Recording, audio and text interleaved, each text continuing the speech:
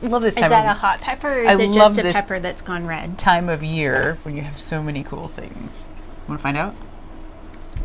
Is this a dare? How much should I bite off if it's hot? Oh, it's awesome. I feel like it should be hot, but it's not. It's sweet. It's it looks really super impressive to bite off.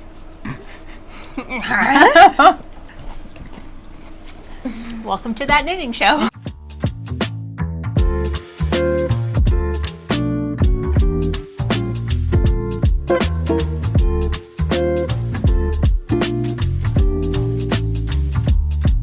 I love this time of year when you have all kinds of good stuff from the garden. Yeah. I like having friends who have gardens. Even better, because I cannot eat all of these cucumbers. I've been trying. Thank you for bringing them. Oh, you're very welcome. Very nice. And these eggplants on the grill. Oh my goodness. Oh. Abby's going to be very excited about the eggplants. I ate too much pepper. I didn't grow up eating eggplant. And so there's times when I just can't take it. You know, like, you know how it is sometimes with foods you don't grow up with? And you're just like, but sometimes it's okay. But Abby straight up loves eggplant. Awesome. So they went to good home. There's a really delicious soup in the Philippines called sinigang. Love it. It's got all these like big chunks of vegetables, like big like chunks of vegetables, and then the chunks of meat too. They're really big like that. And then the broth is tamarind. It's really, really good. And eggplant is a key ingredient. So I have to ask about the not growing up with eggplant. Is that because someone in your house didn't, or you didn't like it when you were I small? wonder if my mom didn't like it. There were a lot of things that like we just never ate because my mom didn't like them. This is the rules of the house, right? Yeah. Like when your mother's cold, you put on a sweater. Right, exactly. So we were at my house having dinner, and I'd started cooking Brussels sprouts, and you saute them a little olive oil and maybe a little bacon if you're going nuts, and just a little onion, really good stuff. And my husband's gingerly trying them, and then like, wow, these are really good. How come I've never had these before?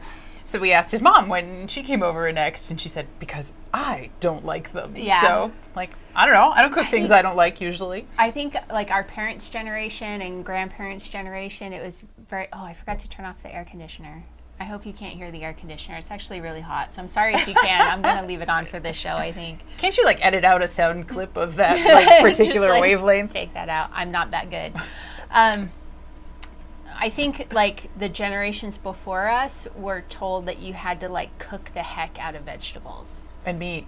Yeah. Like everything, right? To keep it safe. So a lot of vegetables weren't delicious because it was overcooked and mushy. And it beat the salting the heck out of it. Yeah. So. Yeah. Well, and I think for shelf stable, too, because my sister works for a company that makes baby food and toddler food, and in order to pass all the health requirements, it needs to be shelf stable, which means a lot more cooking than you would do for a fresh fruit or vegetable. So yeah, like so this is our special gardening episode. Yeah, right. Slice these thin, spray them with a little bit of cooking oil, then salt and pepper, grill. Yeah. Okay. Nice. There's your recipe for the day too. I might eat all of this. I'm putting it away now, so it's out of my reach. No more what cucumbers. you can't see is I have a kitchen-sized table here that I use for a filming space, and it is covered with knitting right now. We have so much to share with you today. As all tables should be. Right.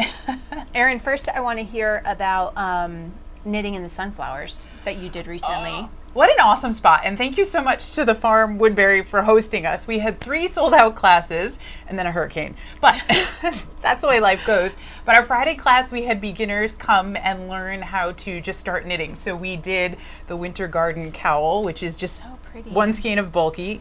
And can I do the Christy Glass thing and like wear them all? Yeah, all at once. Them on. I was going to hold it up for the camera first. Okay, well, we can do that too. But this one I made on a bigger needle just to explain the concept of gauge. So look at the way it can it's nice and drapey. Spread out. So anyway, yes, you can. Well, and that, put it back on for a second for me.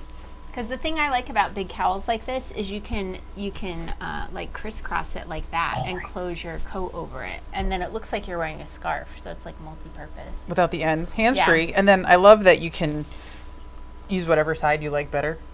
on a reversible design, and it's not quite the same on both sides, but just enough. So if you know someone that would love to learn to knit, that's a project that's in the Morehouse Merino flock in a self-paced course. So if you're, trying something and it's not quite working out, you get to do it over and over again with the videos you just need rather than the, what do you call it? You used to call it channel fishing when you were, back in the day when you had radio where you had to hit seek. Turn. Exactly, right? Throwback. That one's not a good song. Same thing with YouTube videos. So one of the students was saying, this is super helpful because when I was ready for the next thing, here's the next video. So look at my cowl. Those are the best emails to get, by the way. Look what I made. Yeah, I bet. People are so proud. And having made it with the yarn that you made, that's amazing. I'm going to hold it up closer. Hopefully it will focus on it just so you can see the different colors really well in that. And that's one of those that I wouldn't normally grab. It's called Zest.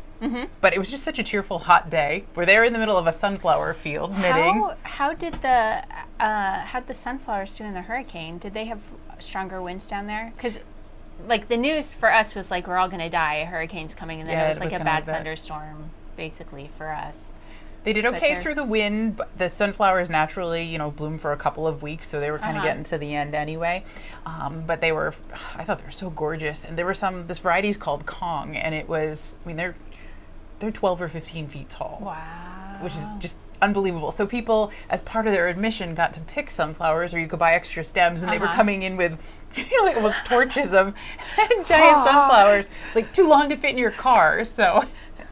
That was really neat to watch. That's awesome. And what else? Oh, well, it went so well. Of course, we had to reschedule that one hurricane day. And, it wasn't everybody's going to die, but we did lose power for a day because, hey, trees fall over when it starts raining that hard all at once.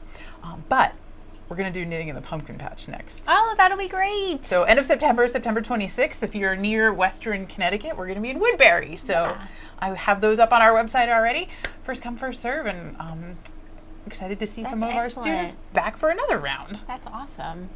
Yeah, I couldn't go because I was in Belize when you were doing the thing. Likely story. Yeah, my father-in-law invited us to go down with him. He and his wife were having their anniversary, and they asked us to go down and just do the trip with them. Nice. And it was fun.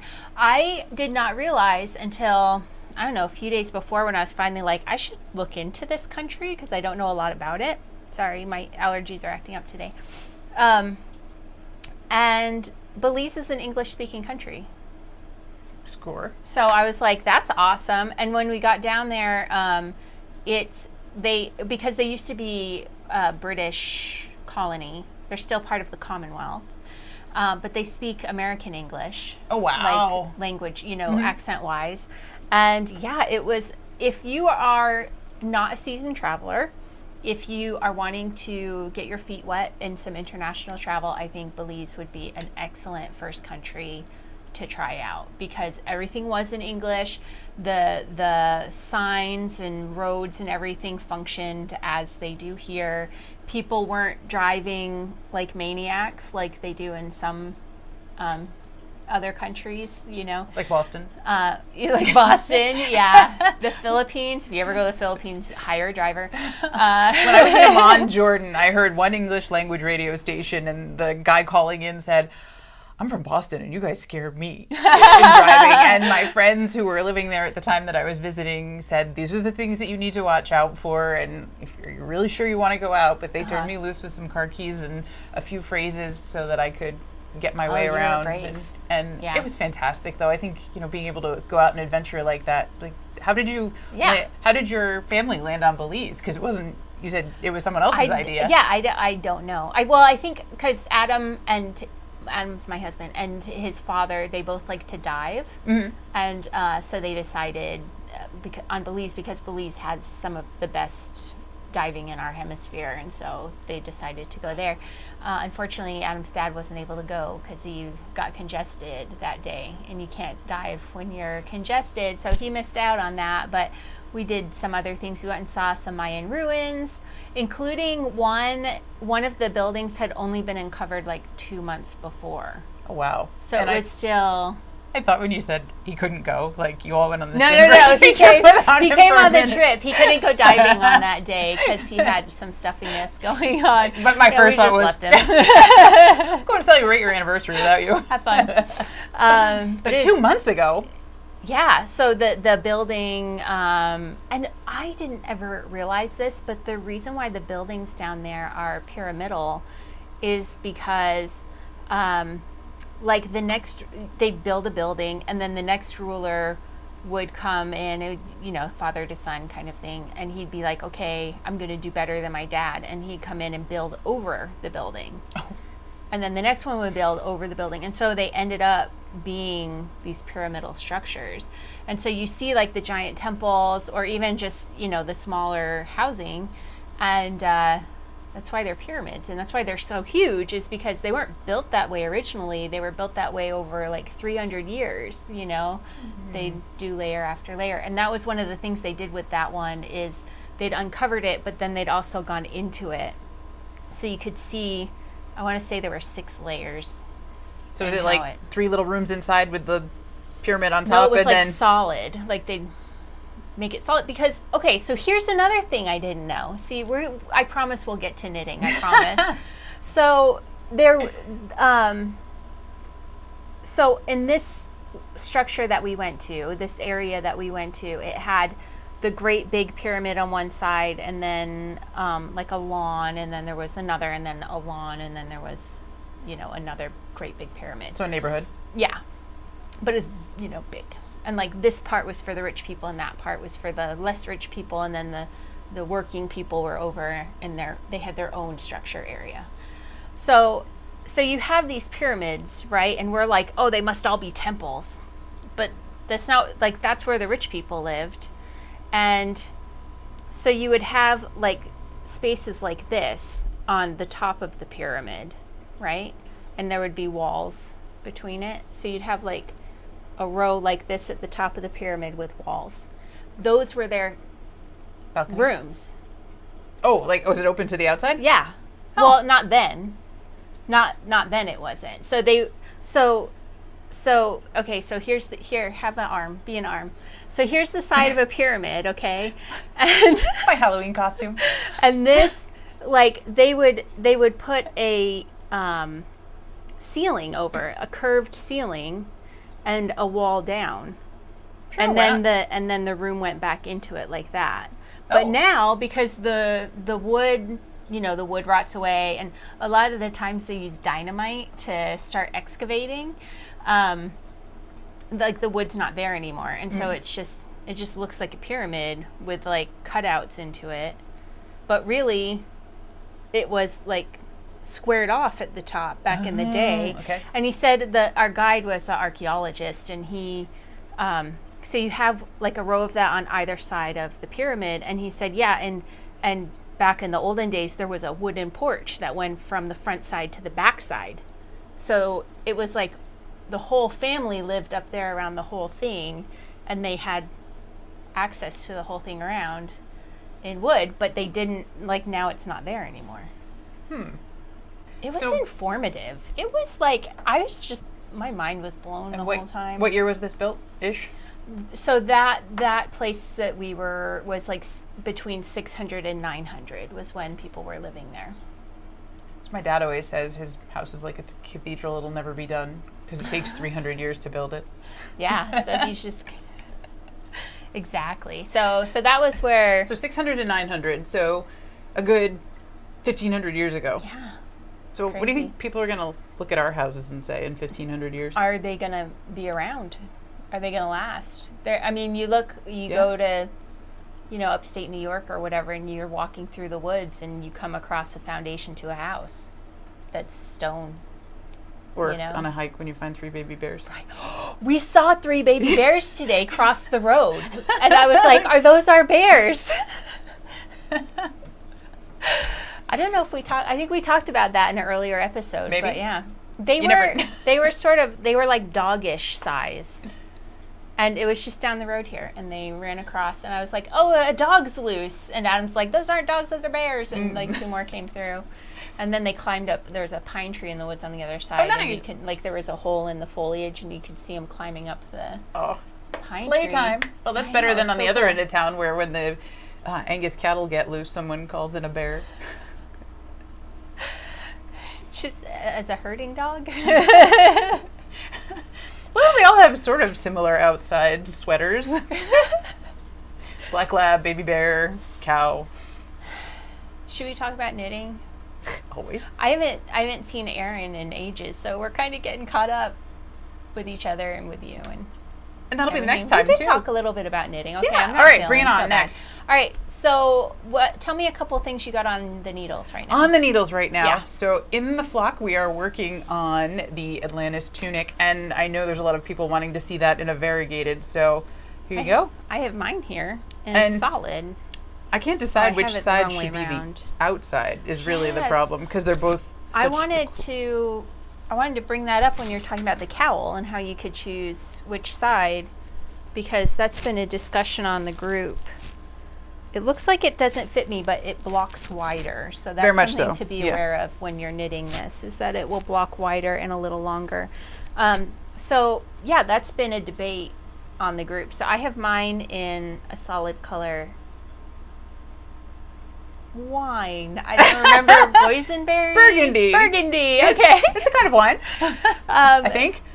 So this is how it is supposed to be, is this way. But if you want, you can also have it be that way. Oops, have I been wearing it backwards all this time? Maybe. Possibly. But yeah, I don't Either know. way, they're just I honestly awesome. don't know which way I prefer. I honestly don't. So I did seam it the right way. But even so, with the shoulder seam anyway, you do it as a 3-needle bind off, and it almost just looks like another ridge. Which means it's reversible. So it could basically be reversible. I I think. like that idea. All right, so we Yeah. got 2 sweaters in the making because at Yeah. Open Farm Day, we're going to have a group picture, 12:15 if you're wearing your Atlantis Tunic, right after lunch or right before lunch, depending on when you want to eat peppers. I can't resist. It's really good pepper. Come on over. We're going to find a nice spot at Morehouse Farm, and we're going to all have a nice group photo in our Rhinebeck sweaters. I like it in the variegated too. I think it's fun. Me too. So now if I could get things to pool the way I want them to, right? But I've just enjoyed watching it unfold. And by the way, if you're worried that you don't have enough time to make a sweater between now and Rhinebeck, This is fast. I did half of this on a 2-hour flight, Yeah. and I took a nap. Yeah, and I saw her post where she talked about how she did half, and I was on my way back from Belize, and my flight time was almost the same as your flight time, and I also did half. So it's not just that she's super speedy or whatever. And look at the it's half. needles I brought with me. One, because I wanted to experiment to see, like, can I still knit with these needles? Yeah, because you don't use straight needles. Not generally usually. speaking. But I would like to get more use out of my knitting belt and work on my lever knitting at the same time. So I'm trying to reacquaint myself. And I was also curious, how would that be? Because I haven't flown in a while with straight needles. Oh, if So they were going to give you a problem, have a problem with it? have fun knitting. Awesome. No problem. Yeah. So highly encourage knitting on a plane. And these even weren't bad with my neighbor. Like, I was able to maneuver so that I So wasn't... you weren't poking. Right. So Did you see that Janette Budge is doing knitting belt online classes? I did. And, I'd love to be there in person, but we'll have to... I know. We'll talk We'll about have that to, later. yeah, we'll have to, do this from far Well, away. So, yeah. all right. Well, I was supposed to take it the other day, and I did the time conversion wrong. oh no! So I thought it was at 1, it was at 11, Oh. and I was literally looking for the email to like get the Zoom link when her email came through saying, "Thanks for joining in the class earlier today," and I was like, no, and then I realized I did the time conversion wrong. So she's very kindly Letting you. going to try and slide me in on another class so I can get that part. But it's actually a really smart thing. So the actual class part is about an hour, and she will talk a lot about the history, is my understanding. I don't know because I missed it. But then she sends you videos for the instructive part. So you can play it like in the group. Yeah. In the Morehouse vlog. So you have them and you can play them and watch them and like rewind Awesome. and watch again. And I was like, that's See, really good smart. model, right? It's the a good videos you model. need when you need them. Yeah, absolutely. So that was cool. So I got the videos, so I was able to practice that. So now I'm just hoping to get into one of the... Scooting ahead. Did you ever notice that in the class? So I was really watching this as we were knitting in the sunflowers, because the other class we did get to do was the ram's horn shawl. So we laid out solids or variegated. I haven't even formally introduced this. Like, you all have seen it work. Well, we talked about it in our first episode. That was the tan shawl I was wearing, yeah. And then I was working, I think, on this one when we were at the farm last time. And so I put out the yarn, pick the color you want, sit there, and then we're working on it. And just, some people are like, where's the pattern? And then they want to knit like the first 10 rows before you've even said, hi, I'm Erin. Right. And then other people are like, can I start? Yes. Go ahead. 4 stitches, cast on however you want. It was a lot of fun, and I think it's just a good reminder of everybody's going to work at their own pace. That's why we say behind is just something that you sit on, right? Like, Anne's practically done with her sweater, and I haven't bound off my shoulders yet. Yeah, but this is the one I brought to show my show and tell for one of the things on the needles, because now this is going to wait a month before I pick it up again. Because I'm leaving soon. I'll talk about that in a minute. But yeah, so I got this far. But as you said, it's a quick knit. So I think the sleeve was like 2/3 the width of this, so the sleeves will go even faster. So I'm really not worried about it. I'll have 2 weeks when I get back to get it finished. Are you saying something? I was curious if you'd put the sides together. No, because it says to pick up the sleeves here and knit long. Because that's one of those other modifications that's pretty easy to do. If you want a wider armhole, because you have bigger shoulders, because you're going to pick up the sleeves, you can kind of measure that on yourself and adjust it before you get rolling on the whole sleeve, which means it's a totally custom sweater. Yeah. And another thing I wanted to say with this sweater is I know you had it graded for extra small to 3X? I'm trying to get to numbers because sometimes I'm a small and sometimes I'm a 2X. So that doesn't help me figure out what I want. So, but you have it for multiple sizes. Yep. Like 30 to 60. We talked about this last time about the fit and everything, and I'm still in denial that a medium is going to fit me properly.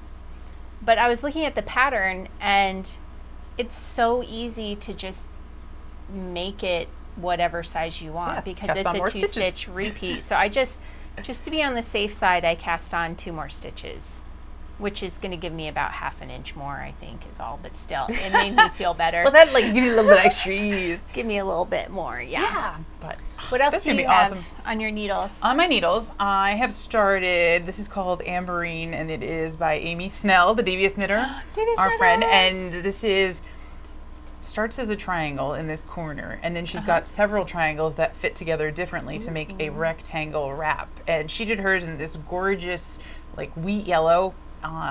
The model in the field. It was part of a Bay Area project, and I got the entire book because it's one of those things like, remember when you used to buy a tape if it had like X number of songs that you liked? Yeah, I had to have at least 3 for me to buy the thing. Okay, and then maybe a CD, and iTunes kind of blew all that away, but that's the idea, right? If there's a knitting book that has X number of patterns that I like, on my shelf or downloaded it goes. So yeah, that's Ambarene.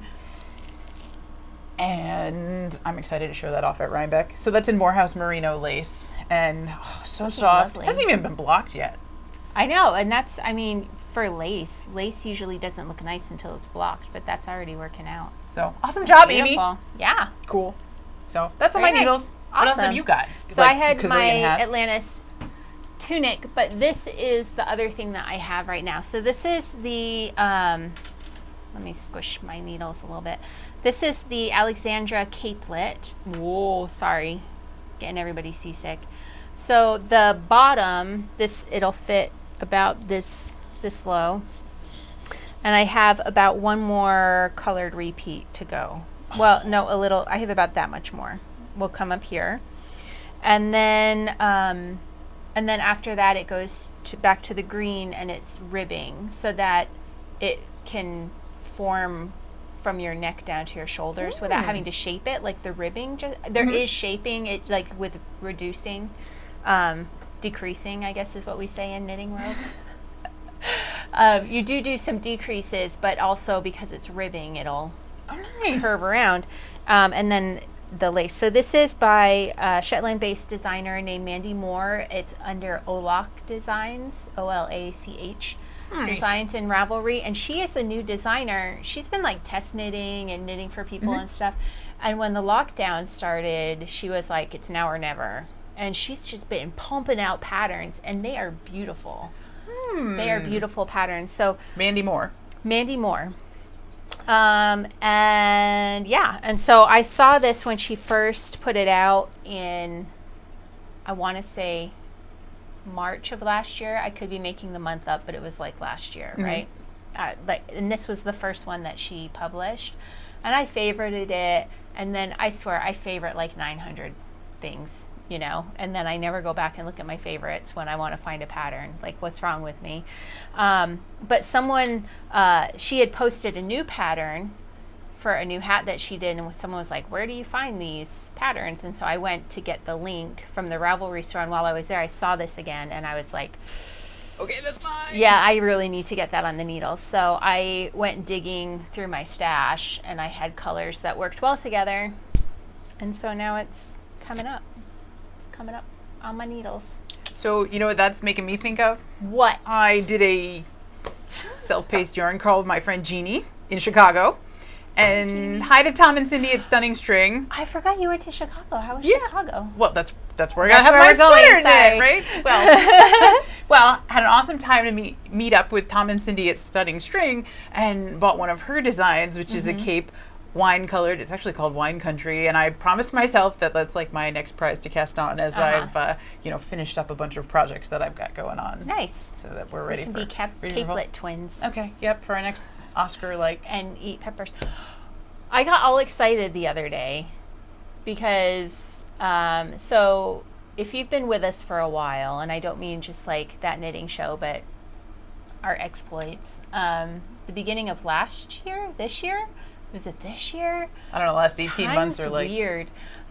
We did 3 shawls of Louisa's. Capelets of Louisa Harding's. And we need to get back to that. There is a so we decided that at some point we were going to wear them with bridesmaid dresses in a field, because that's how the pictures are in the book. It's all these like beautiful young ladies in bridesmaid dresses, fancy makeup and hair, and the thing, and we're like, we're going to do that someday. Except I'll have like black eye makeup. And I got so excited, and I don't know why I'm telling this story, because it's a story of how I got something wrong, but there's an old laird's house on Shetland that has been fixed up, and now they're putting it on the market. Oh, I think I saw a post about this. Yeah, Marie Wallen used it a lot for her photo shoots, and I was like, oh my gosh, it's the actual place. And I was in the middle of emailing you, like, we now know where it is. And then I was like, it was Louisa Harding, not Marie Wallen. What's your problem? So there's a story that's totally pointless, and I apologize. Well, it's okay. We could just like plant our own heather in the sheep pasture and go stand there. Actually, that would be a whole lot more local, right? We just use the Morehouse pasture. We don't have heather, but we have some other wildflowers. Beautiful wildflowers at Morehouse. Behind the pond, it's all that grassy beautifulness. Well, the milkweed for the butterflies. Can you imagine if we had a swarm of butterflies? That would be. We'd have to dress like butterflies. Plan that, right? Can't work. So those are my 2 things that I have on the needle right now. I have more things on the needle, but I'm just talking about those 2. Mm-hmm. So Erin and I both finished bowls that we knit and felted, and mine is full of my Morehouse remnants from my last, 1, 2, 3, 4 projects. Look at the size of that thing. It's a lot. Interested to compare them. Yeah, it doesn't need that in there to hold it up. It really stays up on its own. Because we're going to set the table here with Morehouse. Wait till you see the other projects that we got going on here. So I've been experimenting with this because we were going to have a brioche buffet in October, right? Which is really well timed for. And it wasn't. So Erin taught me how to brioche to do this, and it wasn't that hard. She was on a Zoom meeting when we were doing it, actually. Yeah. Like, we were both supposed to be paying attention to other things, and she picked up brioche, and off she went. And everyone's saying, oh no, what was the other thing you're not supposed to do when you're on a Zoom meeting? Lace and brioche. And then they were like, people start chatting in. I'm totally brioching for this. Yeah. So I think I showed you the hat last time. Yes. Right? So we've got a scarf that goes with that Donna Easton designed. This is the hat. We've got the Brioche Bowl, which I'm super excited about. I love the red and white together. That would be sort of holiday-ish. Yeah, I really or like candy-ish. that. Or Valentine's Day-ish. Valentine's, Christmas, whatever just because you're a cool person. Yeah, and it looked really good with peppers in it.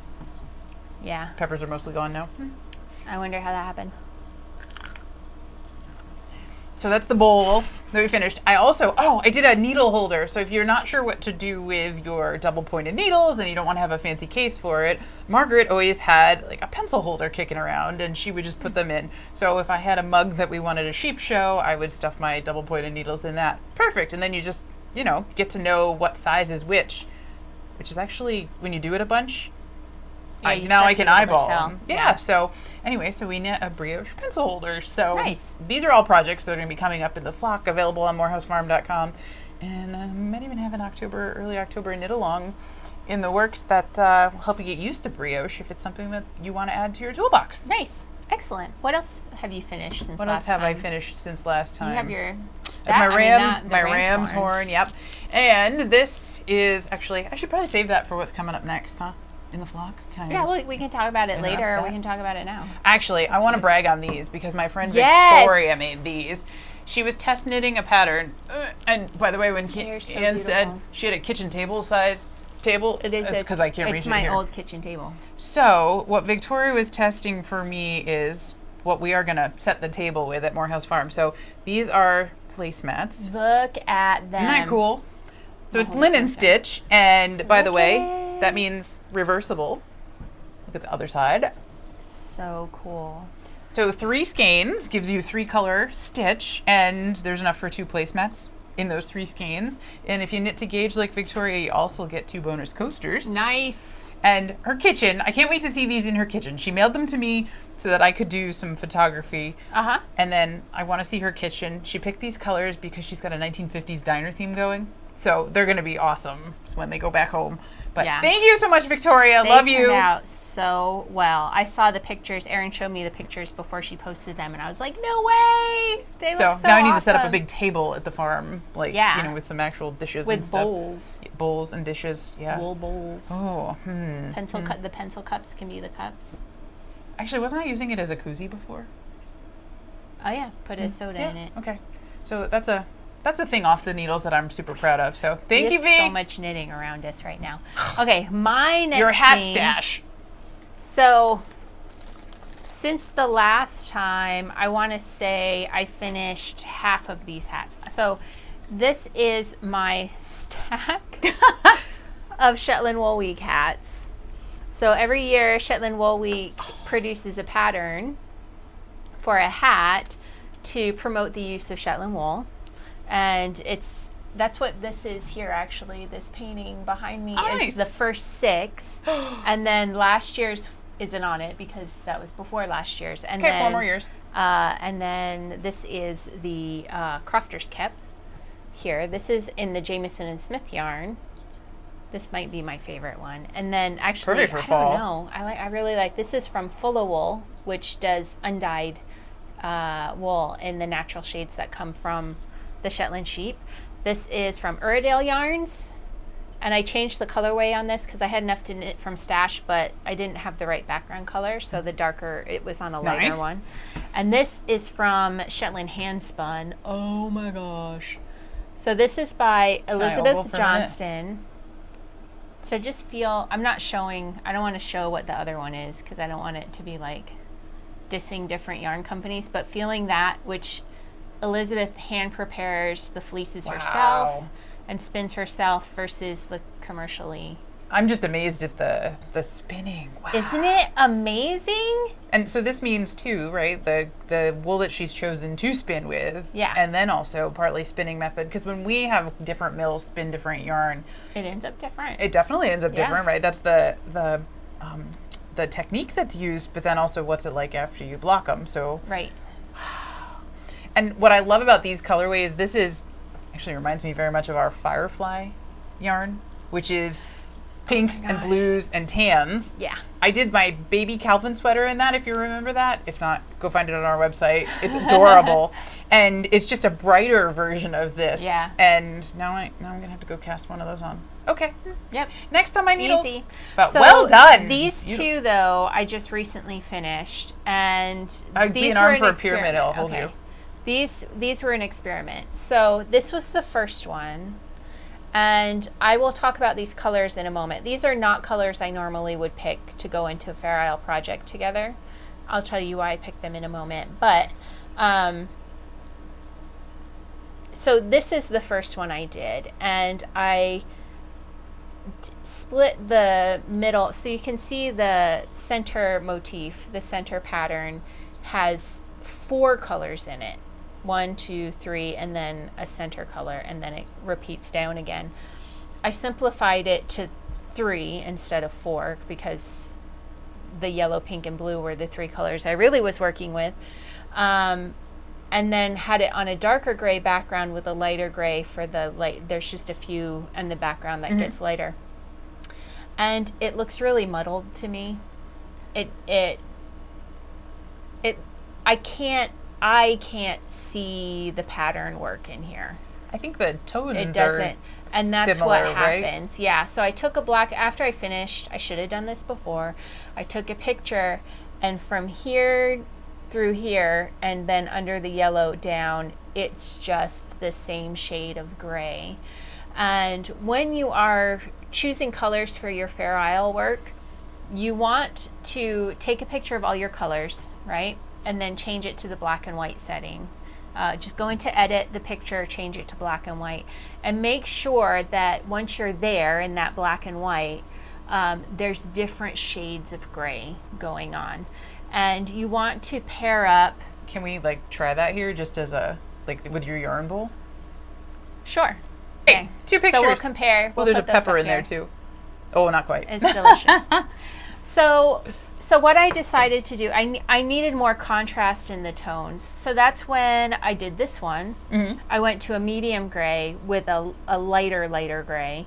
And then I also simplified this center motif, so it's just the blue with the yellow running The light through. here really makes it kind of glow, but also that's pops that out. What was happening. So I was taking pictures as I went along this time.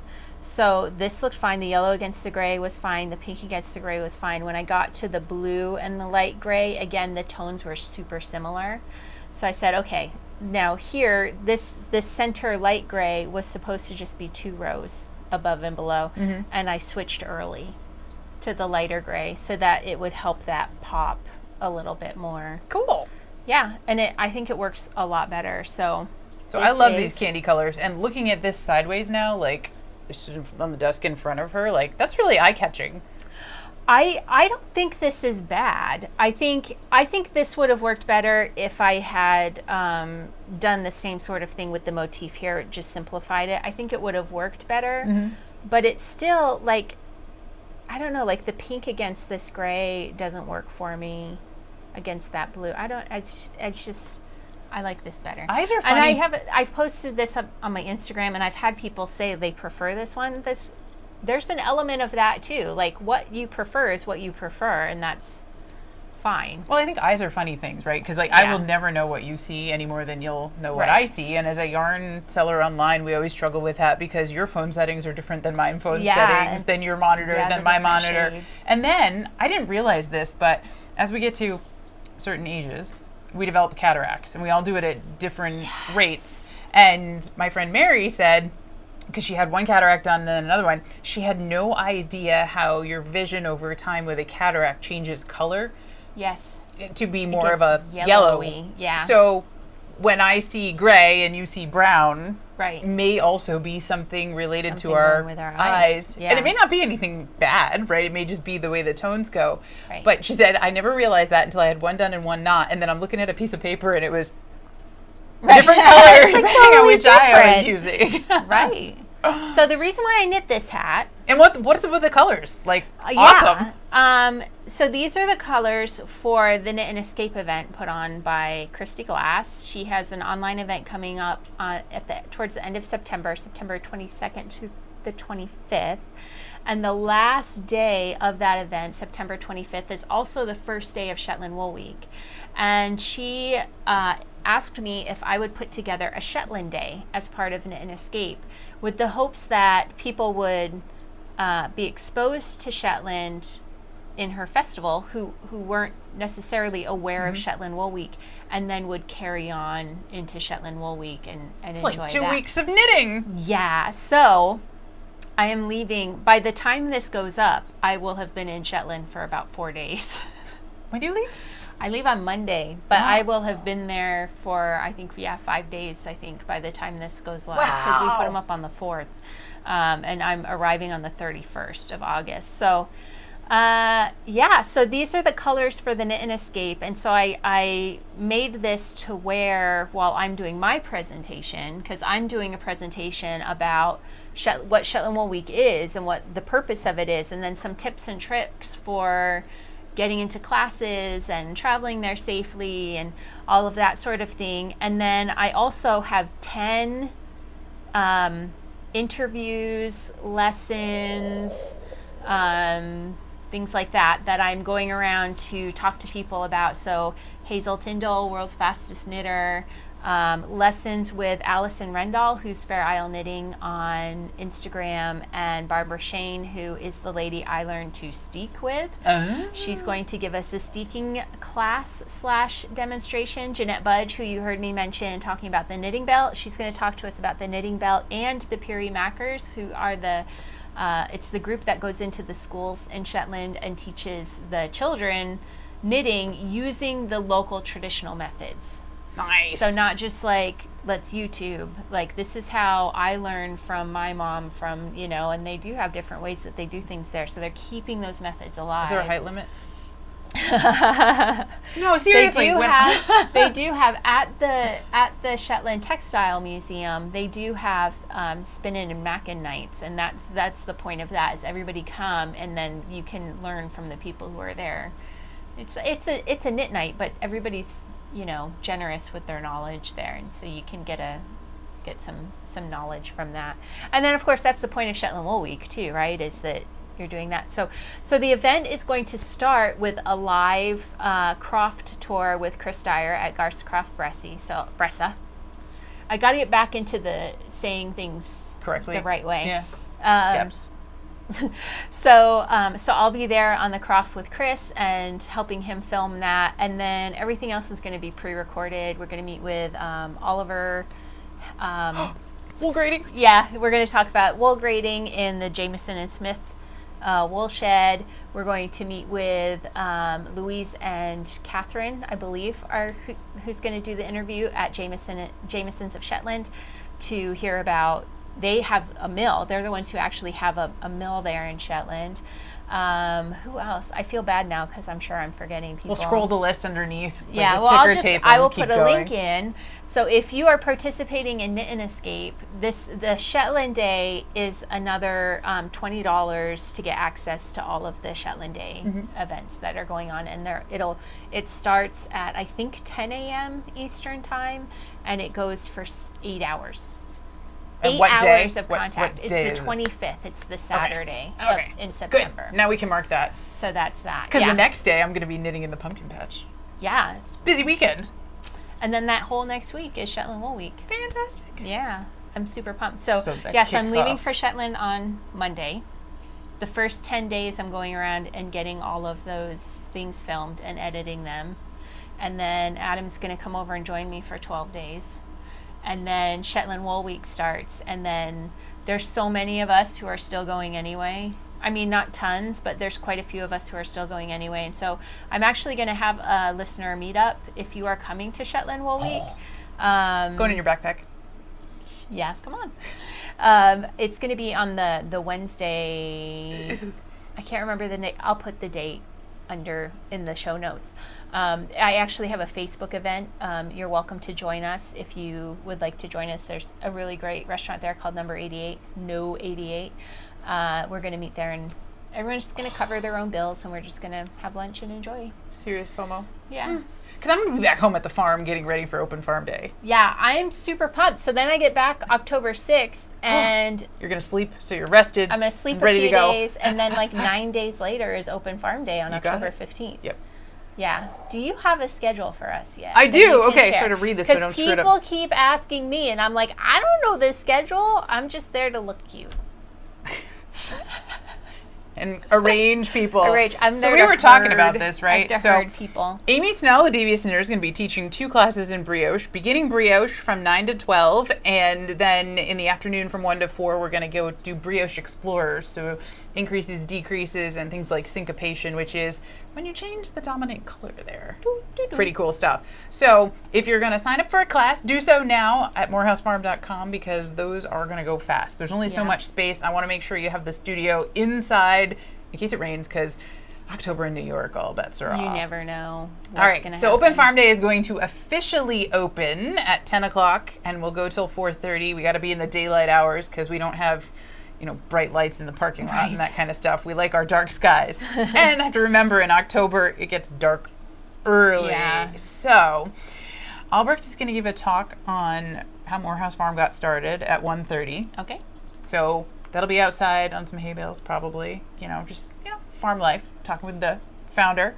At 12:15, we're going to do the group photo. So bring your Atlantis Tunic, and we have plenty of room to be 6 feet apart if we need to, but, hey, if we can all be in the same shot, get Adam to bring his drone. Wouldn't that be cool? We can have like a Sound of Music. I can't remember if he has a drone still or not, or if... He had one at one point, and then he was going to go get another one. But yeah, I don't remember if he actually did. His GoPro was stolen out of his bag as we were traveling back from Belize. Oh, no. So just a reminder, anything valuable, put it in your carry-on. Don't put it in your checked bag. So he has the worst luck with drones and GoPros. He has at least 2 of each at the bottom of the ocean. Oh. And then his most recent GoPro was stolen, and he's like, I think I'm done with GoPros. It's just not working for him. So my workaround is we're going to put someone up in the hayloft. Yeah, we'll figure it out. Right, like this is actually easy, right? We could do it side of a hill, or we can have someone in the hayloft, and then we can see everybody in their sweaters. Actually, we should be far apart, right? So we can show off our sweaters. I think side of the hill would And then afternoon, 3:30, we're going to do knitting in the company of sheep. And this is a big deal because what we're trying to do is break the world record set by Clatter Ridge Farm for the most people knitting in the company of sheep. I'm going to ask you what I keep getting asked, and how many people are we trying to get for this? I don't know that we need thousands, right? Like I know, but how many did they have? I don't know. People keep asking me, how many do you need to break the record? I'm like, I don't actually know. Well, I don't think it's we about need breaking. to find this out. Well, I don't think it's about breaking the record, right? Like we got to set a good one because that pushes the bar higher for quality for going forward, right? So if we set this record, they're not going to just let us keep it. Well, so the reason why we're doing it is because they have to have the attempt contested. They did knitting in the presence of sheep, and in order to get it in the Guinness book, it has to be contested by someone else. So we're contesting it. Yes, challenging it. But I want to beat them. So we need to know how many people this is going to need. I think we just need you to show up. Okay, everybody come. Everybody come. And in then the starts meantime, making me think, oh no. I will find out how many people we need. And carpool, please. Carpool. Oh yeah, carpool. There's not a lot of parking on I'll the turn premises. some pasture into parking, but it is not a place where you can park on the road. Absolutely not. It's a very narrow road, and there's not a ton of parking on the grounds. So I'll go mow another pasture. However, if you carpool, that's super that helpful. That makes it a lot easier. So and of course, while all of this is going on, you can shop. The shop will be open. So I'm going to do a sign up, I think, just to make sure we have an idea of how many people are coming. And that way, if something changes or something happens, like, whoa, it's going to be a crazy rainstorm, like there's a hurricane coming or something, I have a way to get a hold of you. Because you ever notice, like when you order something online, some people just give you a different email address because they're afraid you're going to email them? Oh, no, I haven't. I mean, I don't sell things online, so I haven't had that happen. Okay, but like, when you sign up for someone's newsletter, do you always put the email address that you... Yeah, that's a real thing because you're worried about getting spammed. Yeah. So understandable completely. However, if you sign up for a class and you give me not your real phone number and not your real email address, Yeah, that's I don't have a way of hard if telling you something we're goes- canceling. Yeah. If Have there's- fun standing in the rain in the sunflowers. Oh, so anyway, we don't send you stuff you don't want. Yeah. So you don't have to worry about that part. But I am going to Okay. do a sign up just so we have an idea of how many people are coming, and then we can also say, hey, recruit a friend if we're not close once we Yeah. know the number. So So in the meantime, there's more stuff coming up in the Morehouse Merino flock yes, group. yes. You mentioned a few already, but I know there's more here that we haven't talked about yet. So Helene Dreesen has these fabulous thrummed mittens, and if you're not familiar with Turn them inside out. thrumming, faster than me, Anne. Look at this. Look at this fluffy cloud-like goodness, which is merino wool. So what you do is you take a little bit of fleece and you knit it into your stitches, and that's what creates these almost bobble-like Yeah. bits, which are really cool to stand out in the design, but it also is super warm and super squishy on the inside, and as you wear them, it starts to felt a little bit, so it's like one extra layer. Like a double layer, yeah. So this is just one skein of our Morehouse Merino, the 3-strand worsted, and it fits my pretty big hand. Wait, and is this one skein? No, or no, is sorry. a pair Good. is one skein? the pair is one skein. Okay. I have one mitten because, on the other hand, here, I'll have you wear that one, Okay. because that prompted me So soft. to go look through the archives, and this is one that Margaret made. So I like that one too. this is our 2-strand, the sport weight yarn, same idea. And it's 2 different thrumming techniques, which I'm really excited to learn because the way Margaret showed me when I was, I'll say young, because I was never really that small, right, is very different than what Helene does. So I'm excited to learn this. We're going to Yeah. add these things to our toolbox. We're going to have some pretty awesome mittens. And she also designed some slippers, I heard. So that's going to be fantastic Nice. for winter in New England. Yeah. So These are like super. high five. And they could double as This com- punching It's like oven mitt. boxing gloves. Oh yeah, oven mitts if you're not violent like I am. They feel so nice on the inside. That's super awesome. And then for a brand new knitter, Margaret also had done this one, which is just a really simple rectangle. Garter stitch. Yep, on Nice. the thumb also, and same idea. And doesn't that look cool? Just these little white flecks on this charcoal background. Yeah. So anyway, for if you're not if you're worried about mitten shaping or don't want to try double pointed needles, there's a pair for you as well. So Awesome. I'm really looking forward to that. Those are September 11th in the morning and 14th in the evening Okay. in the Morehouse Merino flock. Nice. All right. What about? Oh yeah. Your, Oh, I forgot to say, there's kits available. Yeah. So you don't have to worry about hunting down Turn it around. the roving and the yarn. So Yeah. those are up on That makes sense. morehousefarm.com already to go. Yeah. You had a question for our listeners, watchers, viewers. Yeah. About these other kits here that you have. So we started doing some Fair Isle, and we have an awesome design by Donna Easton called the Milan Hill Mitts. Yes. And so this prompted a question, right? If you're going to buy full skeins of yarn, that's fantastic because you get multiples of the same thing out if you're working on, gifts, for instance. Right. By the same token, though, if you were going to buy a kit for just one, which do you prefer? Mini skeins or mini cakes? And I put that out there on our Instagram as a poll, and I was really surprised at the results. So I want to see what you, the real yarn connoisseurs who are following that knitting show, have to say about skeins Yeah. versus cakes. So just leave a comment below and let us know if you so this is if you were getting a kit, would you prefer it to arrive as hanks or as skeins? Or, even like if you were at a show, which would you find more appealing if you were shopping, the hanks or the And that's a good balls? point, right? Put the comment in there of, ooh, I like that particular one because that's the super attractive packaging, but I'd really like that one better because it allows me to work with the yarn in a way that I want. Right. I mean, some people like Right. to wind their own cakes. Some people like to have it ready to go. Like, Yeah. what's your preference? Like, we want to hear from you. So, Yeah, so let us comment know. away. Cool. Which All one? right, Very nice. Form a poll. Okay. Okay, so those are through the course of the episode. I think you've gotten all the things coming up with the Morehouse Merino flock group. Yeah, and I just wanted to say one thing. This is totally out of the blue because this popped up in my feed from last year, and I just wanted to say that, by the way, this is from the day that Anne won masks. I made that. So this is my Harriet's mask based on the pattern by Harriet Middleton called Harriet's Hat, which was used to raise money to get an MRI scanner for Shetland, the hospital on Shetland. And I just thought it would be funny we were going to be talking to Terry Laura. I think so. And we were also doing some promotion for the Harriet's hat thing. What was that for? Oh, wasn't it Fiber World? It was Fiber World. That's what it was. Yeah, and so I actually knit this in the round. I knit 2 of them. So one, this was one side, and then I had another one on the other side, and then I cut both sides and made one for you, one for me. And then my daughter had made some fabric masks, and I just whip stitched it over. Love it. I will treasure this forever. I gotta find where mine is. I'm not sure where that ended up. We should bust them out at Open Farm Day. Just for showing off. I'll have to see I really it. hope Yeah, I'll have to see if I can find it. I honestly don't know where it ended up. It might be in the hall closet with my woolly stuff.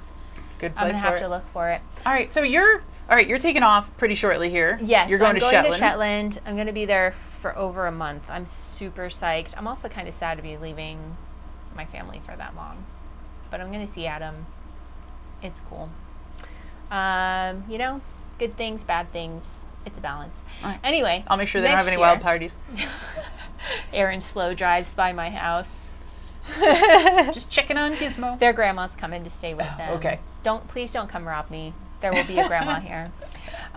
So yeah, next year though, we have the Makkin Our Way Through Shetland tours, and I have some updates on that.